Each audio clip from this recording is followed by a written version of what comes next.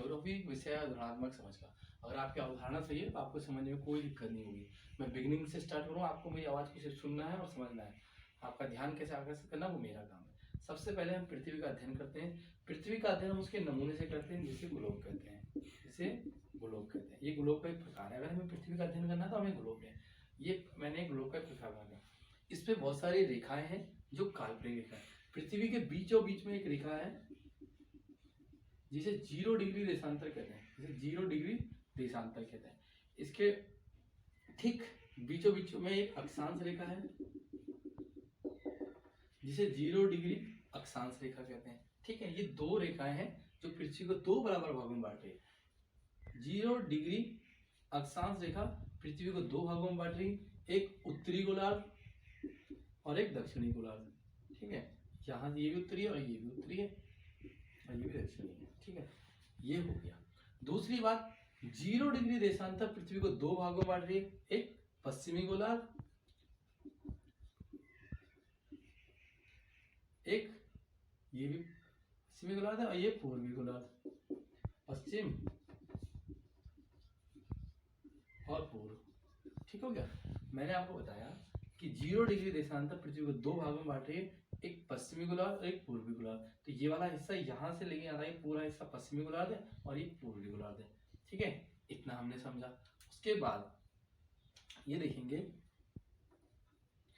कि इसके 23.5 डिग्री पे एक रेखा है भूमध्य रेखा के। ये है भूमध्य रेखा, भूमध्य रेखा।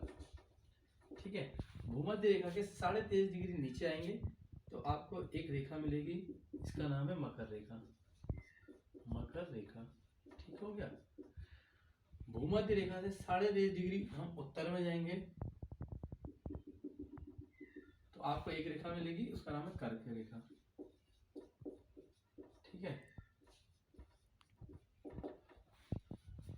हमने देखा कि भूमध्य रेखा के 23.5 डिग्री ऊपर जाने पर 23.5 डिग्री ऊपर जाने पे एक रेखा, उसका नाम कर्क रेखा है। और इसी के 23.5 डिग्री नीचे जा रहे हैं हम, 23.5 डिग्री जा रहे हैं हम नीचे, तो यहाँ पे एक मकर रेखा है। ठीक है, कर्क रेखा और मकर रेखा और भूमध्य रेखा, इन तीनों रेखाओं के बीच में कोई भी चीज पड़ेगी या कोई भी देश आएगा इन तीनों रेखाओं के, तो इन तीनों रेखाओं के बीच में सूर्य की किरणें हमेशा लंबवत पड़ेंगी।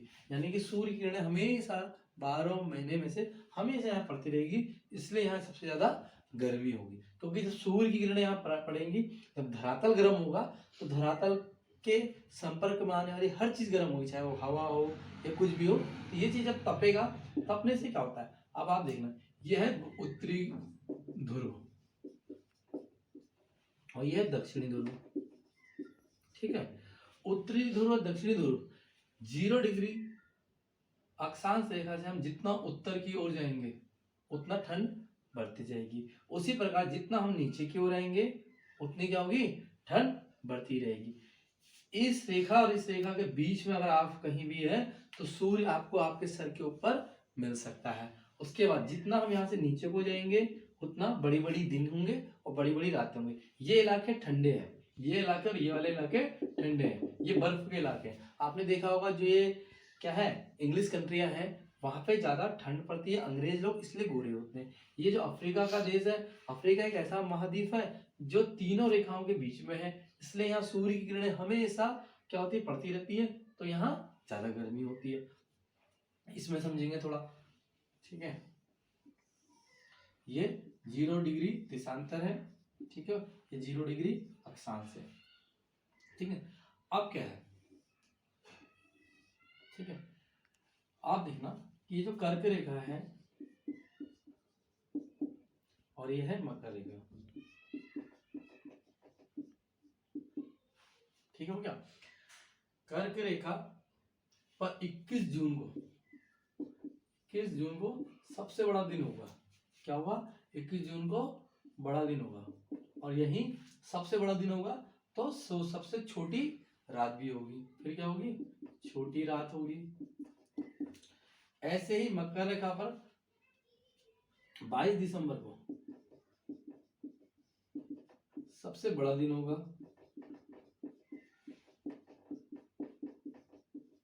जब सबसे बड़ा दिन होगा तो रात भी क्या होगी, छोटी होगी, ठीक है, ये हो गया। इसी में भूमध्य रेखा पर 21 मार्च और 23 सितंबर को 21 मार्च और 23 सितंबर को क्या होगा, दिन और रात क्या होंगे, बराबर होंगे, यानी कि 12 घंटे का दिन होगा और 12 घंटे की रात होगी। बराबर कितने हो गए, 24 घंटे हो गए, है नी। जब 12 घंटे का दिन होगा और 12 घंटे की रात होगी तो 24 हो गए, ठीक है। तो ये चीज आपने समझी। उसके बाद ये हमारे ध्रुव है, ध्रुव, ठीक है, जिन्हें हम पोल कहते हैं। ये उत्तरी ध्रुव है, ये दक्षिणी ध्रुव है। जितना हम ध्रुवों की ओर जाएंगे, है ना, उतना क्या होगा, रातें या तो छोटी छोटी होंगी या बड़े बड़े दिन होंगे या बड़ी बड़ी रात होंगी। ऐसे ही इधर को भी होगा कि बड़े बड़े दिन होंगे और बड़ी बड़ी रात होंगी। ये इलाके ठंडे होंगे। आप ये देखना, इन इलाकों में जितना इस तरफ नीचे की तरफ को जाएंगे तो आपको वनस्पति, जीव जंतु, मनुष्य सब चीजों कम होती जाएंगी, क्योंकि ये चीजें बर्फ से ढकी हुई होंगी। इतने ऊपर जाएंगे आपको ये चीजें बर्फीले इलाके मिलेंगे, ठीक है। आज हमने ये देखा, कर्क रेखा देखा, भूमध्य रेखा देखा और मकर रेखा देखा, ठीक है। उत्तरी ध्रुव समझा, दक्षिणी ध्रुव समझा, ठीक है। अक्षांश से समझे, देशांतर समझे, ये देखा कौन सी कर्क रेखा पे सबसे बड़ा दिन होता है 21 जून को, और उसी दिन सबसे छोटी रात होगी, ठीक है। उसी प्रकार भूमध्य रेखा पे 21 मार्च और 23 सितंबर को सबसे बड़ा दिन होगा और सबसे छोटी रात होगी। मकर रेखा पर 22 दिसंबर को सबसे बड़ा दिन होगा और सबसे छोटी रात होगी। तो आज हमने ये चीजों का अध्ययन किया है। मैं आशा करता हूँ